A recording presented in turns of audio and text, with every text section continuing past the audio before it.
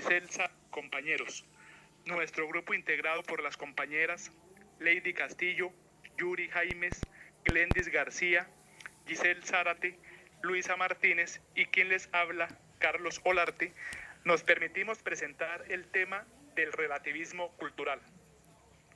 El relativismo cultural es esa corriente filosófica donde se considera que toda cultura es válida y rica en sí misma, ya que niega los juicios morales y éticos sobre los distintos parámetros que determinan una cultura, o más bien, que la definen.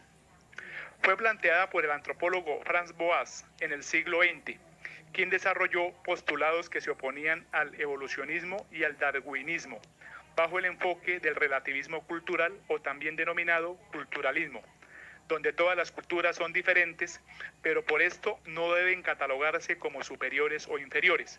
En el relativismo cultural se parte de la idea de que cada cultura es válida, ya que tiene su propio sistema moral y ético, por lo tal debe ser respetada.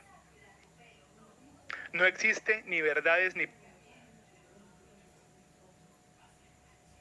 principios éticos absolutos, ni mucho menos universales, sino que cada persona actuará de diferente manera según su forma particular de ser. Propone que se debe contemplar el motivo de los actos de cada ser y su forma de actuar, analizando el motivo por el cual una cultura hace una cosa y evita otra. Apertura mental. Según la antropología, el relativismo cultural provee al investigador la suficiente apertura mental para hacer un ejercicio de inmersión de su objeto de estudio y así poder comprender un poco la naturaleza sin caer en juicios de valor. Esto se debe a que brinda una orientación sobre cómo se debe entender una determinada cultura. Dentro de esto encontramos unos ejemplos de la vida cotidiana como lo es la desnudez, que es un tema sensible de ser analizado bajo la óptica del relativismo cultural. Hay muchas culturas en las que andar desnudo en sitios públicos está mal visto, pues se asocia con comportamientos sexuales que deben realizarse en la intimidad. Sin embargo, hay culturas como la finlandesa en la que es común entrar en saunas a primera hora de la mañana en donde todos están desnudos. Otro ejemplo puede ser la poligamia, que puede ser visto a la luz del relativismo cultural. Es lo referente a que hay culturas como la de los mormones en las que la forma de que un hombre tenga varias mujeres es considerado algo normal. Incluso actualmente hay más de 40 países en los que la poligamia es totalmente legal, como en África y en Asia. El etnocentrismo es ese punto opuesto al relativismo cultural, ya que se trata de una corriente de pensamiento en la cual se analiza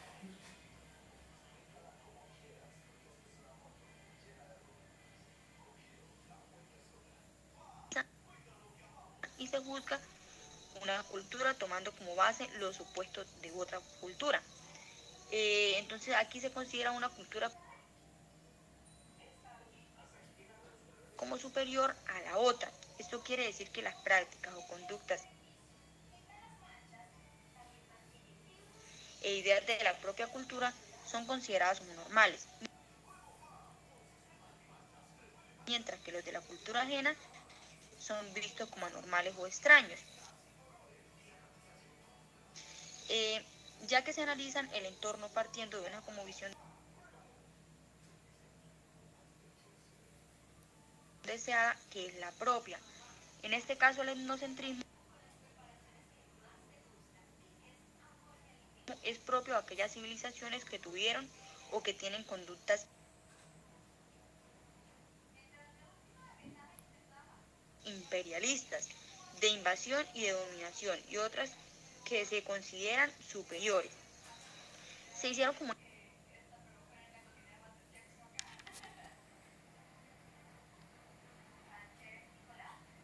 unas críticas al relativismo. Entonces decía que era insostenible en cuanto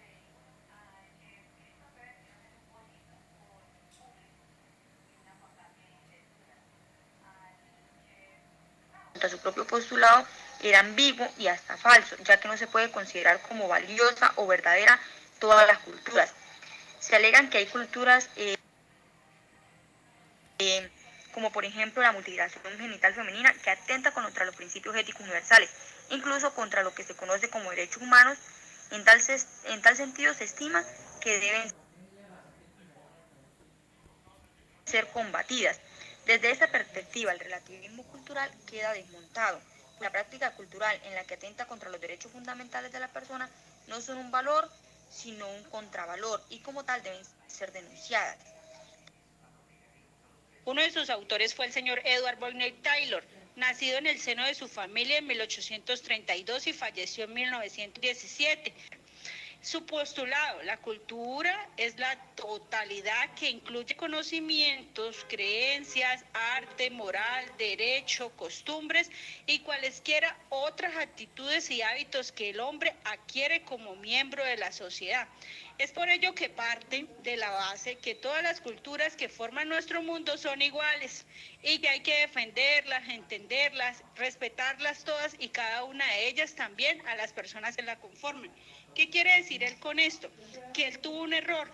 Él pensó que todas las culturas eran iguales. Por esto se le dio como un tachonamiento a él, y es aquí cuando entra el llamado relativismo cultural, que lo que nos dice es que ninguna cultura es superior a otra, solo se puede juzgar otra cultura según sus propios criterios. Franz Boas, que nació en la ciudad alemana de Minden en 1858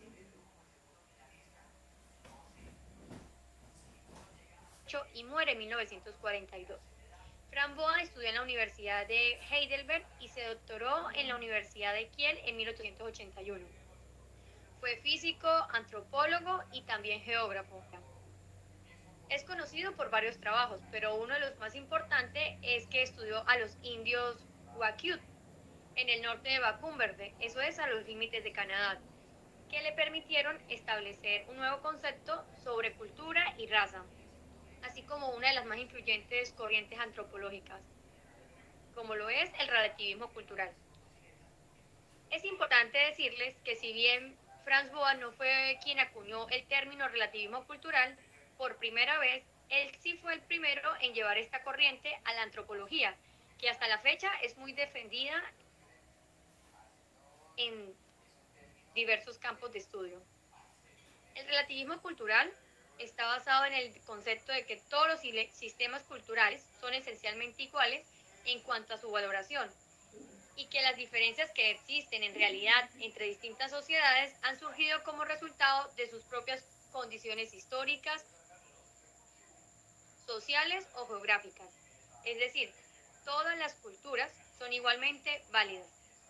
Dentro de estos autores tenemos la antropóloga y escritora Ruth Benedict, quien nació en la ciudad de Nueva York el 5 de junio de 1887 y murió el 17 de septiembre de 1948. En 1919 se dedicó a los estudios de la antropología. Conoció a Franz Boas, su mentor y maestro, y entabló una íntima amistad con otra joven antropóloga llamada Margaret Mead. De 1922 a 1929 llevó a cabo investigaciones acerca de los indígenas norteamericanos. El resultado de estos trabajos, junto con el material recogido por otros antropólogos, llevó a Benedict a unas conclusiones que formuló en sus esquemas de cultura 1934, obra en la que definió metodológicamente la compleja relación entre la individualidad y el modelo cultural. En su libro Patterns of Culture, en 1934, enfatiza la importancia de la cultura frente a la biología como un determinante de la conducta de los individuos. Para Benedict, lo que explica las diferencias entre los grupos humanos es la influencia de la cultura. Para ella, la cultura es el conjunto de conocimientos, creencias, valores y actitudes y emociones que caracteriza a una sociedad. No se trata de una simple acumulación de rasgos culturales.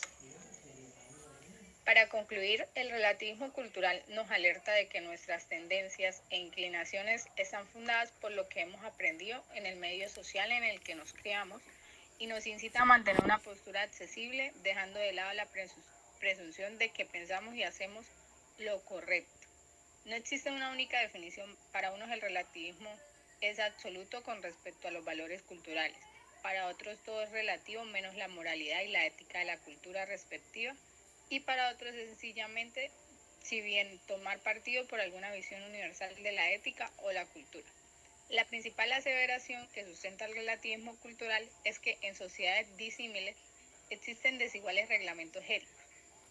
Estas leyes establecen lo que es apropiado dentro de esa cultura y no existe un juicio sensato que califique el código moral de una civilización más óptimo que el de otra. En resumen, todas las culturas tienen igual valor, ninguna es superior a otra, pues todos los valores son relativos.